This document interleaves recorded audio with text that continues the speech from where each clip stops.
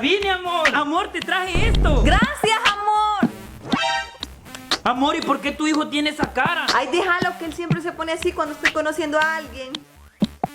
¡Qué salado está esto! Quizás el niño le echó sal a propósito. Bueno, voy a ir a traer la camisa que dejé secando. ¿Y esto? Uy, este niño me odia solo por ser novio de su mamá. Toma, niño, te voy a regalar este juguete. ¡No quiero! ¿Y entonces qué querés? ¡Quiero que deje a mi mamá en paz! Bueno, ni modo, mejor me voy.